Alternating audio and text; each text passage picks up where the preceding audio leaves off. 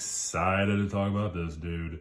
I was so glad. Jesse Lavender Pants, man, that dude's so cool about being able to lend me some knives and lend me a whole other box. I put an Instagram picture of it a little while back, and fortunately I had a couple backed up I needed to get done, and then I don't know, man, I don't want to keep all this stuff for too long, but I really want to get through these. Life's just getting a little bit busier, so the old YouTube's kind of take a back seat when that happens.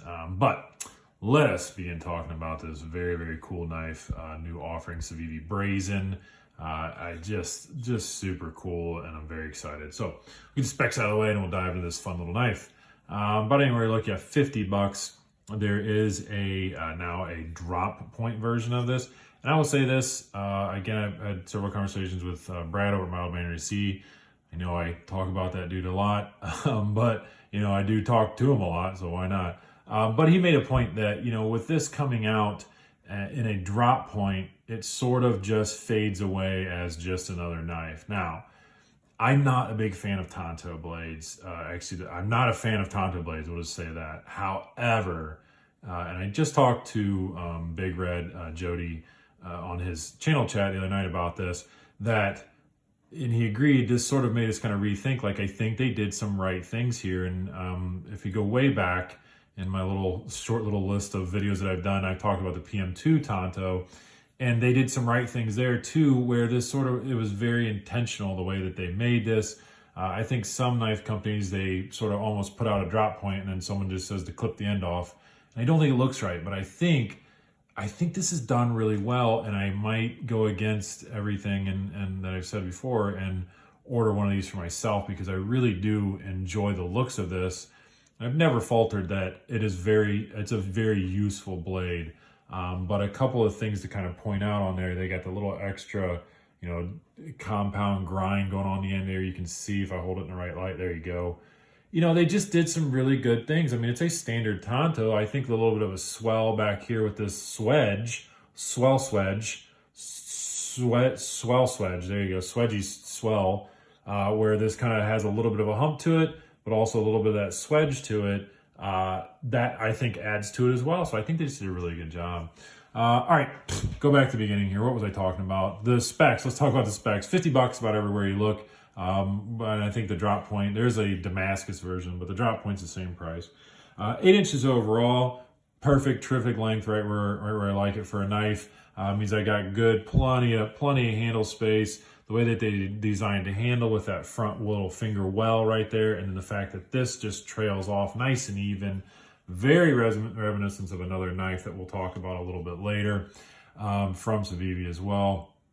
So great handle, length overall, the knife length overall is great and provides a good handle for it. 3.8 ounces, which is just terrific. There is a lot of, see if it'll pick it up. I don't think it will. A little bit there, you can kind of pick it up inside of there.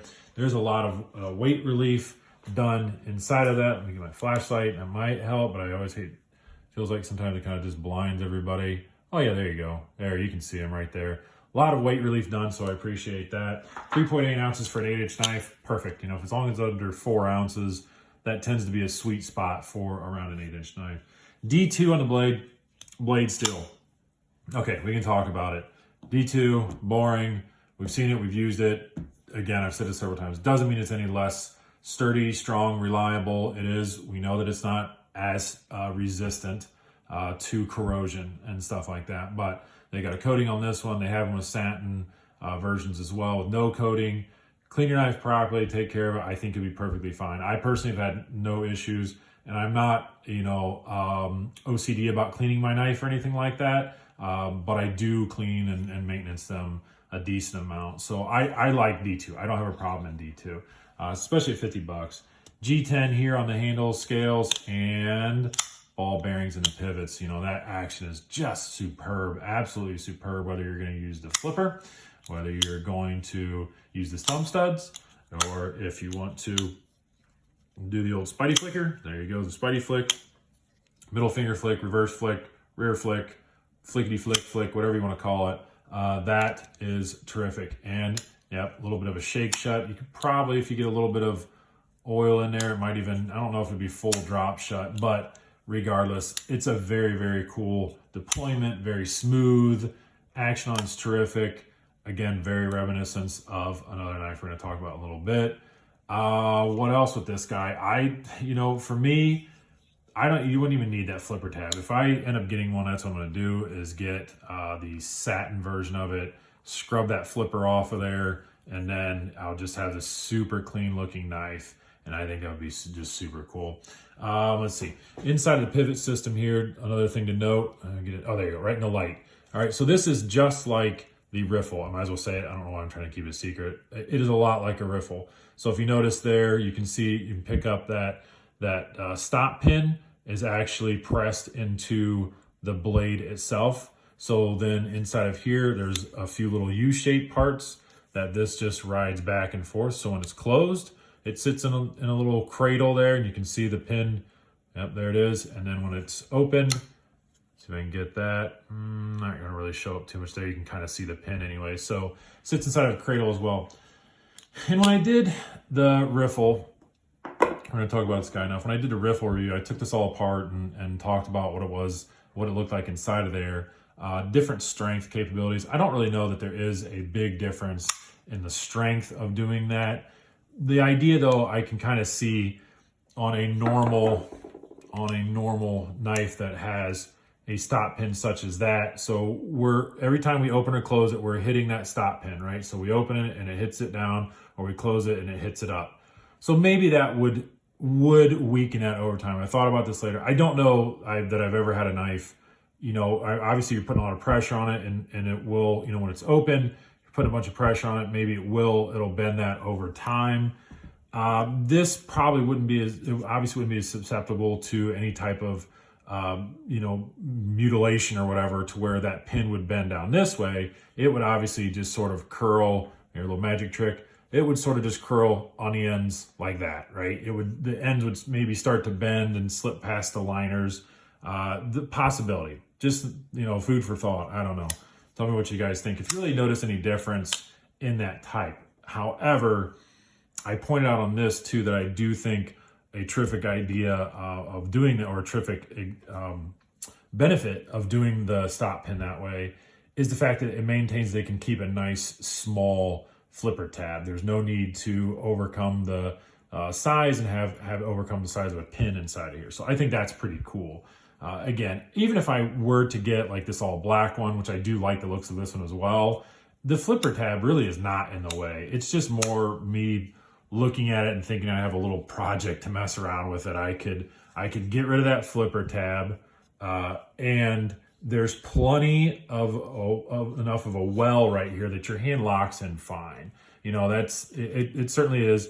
Yes, when it's deployed, it's flips around, it gets used as a guard, and that's fine. I think there's enough of a well right there without that, and I don't know, that's fine. It's it's safety, and if you want to leave it on there, you can. It's got all this nice jimping all the way around it.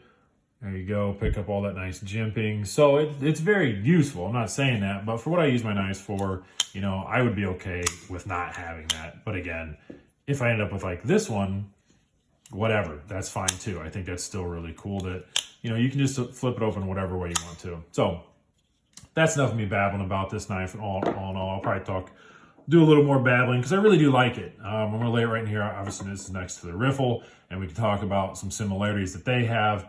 I don't know if it's worth me going into a whole video, comparison video, but look, there's a lot you can already see. It's the same pocket clip. The screws are recessed. The pocket clip itself is not. That doesn't really bother me too much, actually, at all. Same pivot hardware there, same pivot, everything inside of there is the exact same. Just a little different design overall. So I'll lay it there next to it for a little bit of size comparison. And then another classic for me, the Civivi Praxis. Again, you can kind of see, same pivot. They really like that pivot, so that's fine. I think that's kind of cool. But you can see they're summed up next to that, lined up next to that, kind of gives you an idea where it sits. That's good for size comparisons. I think it gives you a pretty good idea. Look, overall, and I've said this on the last couple of videos talking about it and on Instagram, and I've just said it several other times. Civivi, to me, past this and the Elementum that they keep towing along, they kind of had fallen asleep. And I feel like maybe they sort of listen to us as the masses. We have this great power through social media that we can kind of make decisions for companies. You know, we have a louder voice basically all coming together. So I think they sat down and kind of gave us some really good designs. These two being definitely two of them I really like an awful lot. The third one, a lot of people like that key natter as well. If that ends up on my table someday, I wouldn't mind checking out just for the heck of it. It's a little more sleek and lean. But anyways, another great design, the Civivi Brazen. I really appreciate Jesse, buddy. He always lend me some really cool knives, stuff I wouldn't normally check out. I think I would like to try to get one. I think I might have to try to get one of these. But regardless, all right, everybody, that's enough. Have a great day.